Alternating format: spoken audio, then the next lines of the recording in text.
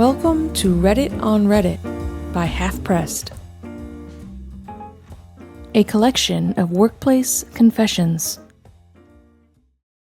I made a plan to steal about $60,000 in untraceable cash from my work, and I probably would have gotten away with it, but I didn't go through with it. This happened over 15 years ago. A large company I worked for had a major event for all these regional store managers every year. At a hotel ballroom gathering, there was a big presentation, awards, etc. And then, as a thank you from the company, every single manager in attendance received an envelope with several $100s cash in it, for some fun on the town or whatever they wanted to do with it. Someone from the company had to go to the bank to get all this cash, place it in envelopes with each person's name on it, and then place all those envelopes in a large box so it would be ready to be passed out at the appropriate time. And here's what I noticed. During the awards presentation, this box of envelopes was placed on the floor behind a wall of drapes on the stage in the ballroom, and no one was watching it. It was just sitting there, ready to be handed out when the time was ready. And if a person timed it just right and knew when to act, they could easily have just snuck in behind the pipe and the drapes, picked up the box while the meeting was in progress, and quietly just slipped out. Based on the amount of cash in each envelope and the number of managers in attendance, I did some rough math and realized that the box contained around $60,000 in cash. Anyway, I watched in amazement how long this box just sat behind the wall of drapes, unattended, and I decided to form a plan. I knew that this same group would return the following year to the same ballroom, and most importantly, that same box of cash. So, I decided to make a 1-year plan for how to steal it. Pretty wild to think ahead that far, but I thought with that much time to plan, it might actually work.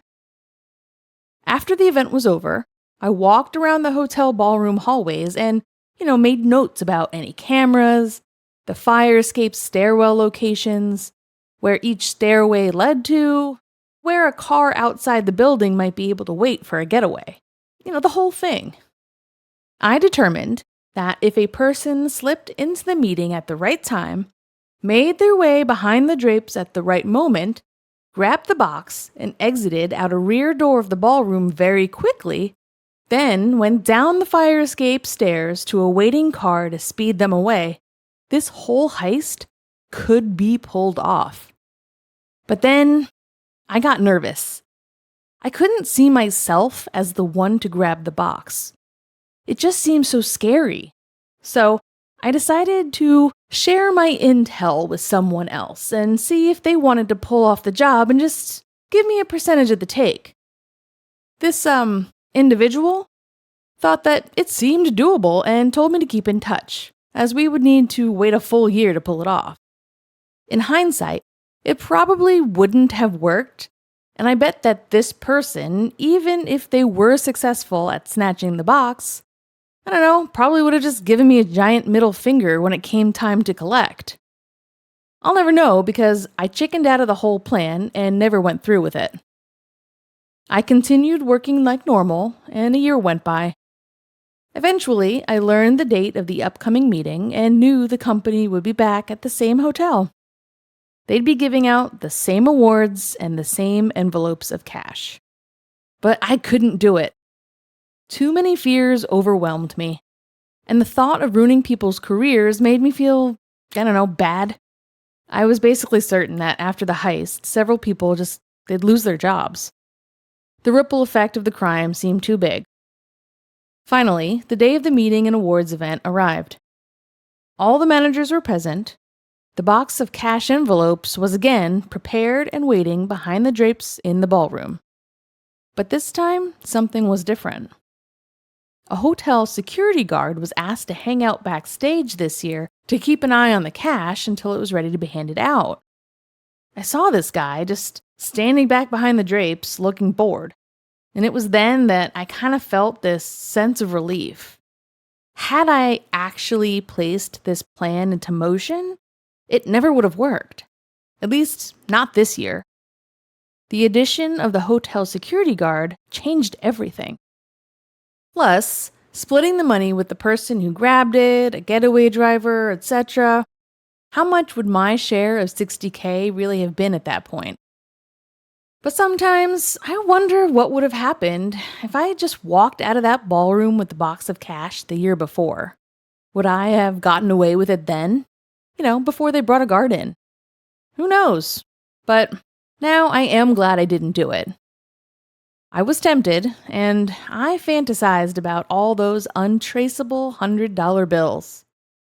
But I didn't take a single one. And I like to think that, karma and the universe will honor my choice and reward me in a different way. At least I hope so.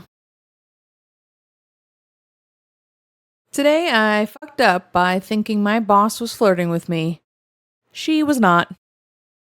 So this happened like 2 days ago, and I'm still dying inside. For context, I'm male, 24, and just started a new job last month. Things have been going well. Everyone's cool, and my manager, female, 30s, is super friendly. Maybe a little too friendly?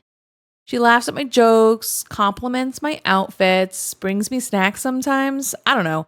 I started thinking maybe she was low-key into me. So on Monday, she comes by my desk and goes, "You always smell so nice. What cologne is that?" And I kind of panic flirted and said, "Well, I'm glad you noticed. It's called desperation." Immediately, I realized what I said. She just blinked and went, "Okay then," and walked away. Later, I got a Slack from her that just said, "Please be mindful of professional boundaries." And I swear I ascended out of my body. I've spent the past 48 hours rethinking every single interaction we've had. I might actually die of cringe. My coworker kept stealing my pens, so I started refilling them with glitter ink. I work in this pretty chill office, but for whatever reason, my pens kept going missing. Not like all of my pens, just, the ones that I actually liked using. I kind of had a feeling who it was, but I didn't want to cause drama. But then, one day, I saw her using my purple gel pen during a meeting. I said something like, "Hey, I think that's mine." And she just laughed and went, "Oops, LOL, I didn't even notice." So, I ordered some cheap refillable pens and swapped the ink for glitter gel. They looked normal when you wrote with them, but dried all sparkly and ridiculous. Next meeting, she's writing away, and someone goes, "Why does your notebook look like a birthday card?" She just stared at it like it betrayed her soul. My pens haven't gone missing since. No apology or anything, just awkward silence. Honestly, I'll take it. I stole thousands from my employer and got away with it. As you can probably guess from the title, I found a gap in procedures and exploited the hell out of it. I wouldn't call it a loophole, just a gap and the apathy of others. Circa 2005, I worked for a company which sold bits and bops of everything, both in-store and online. I did stints in the main distribution center, dealing with returns, but mainly I worked in-store as a shift manager.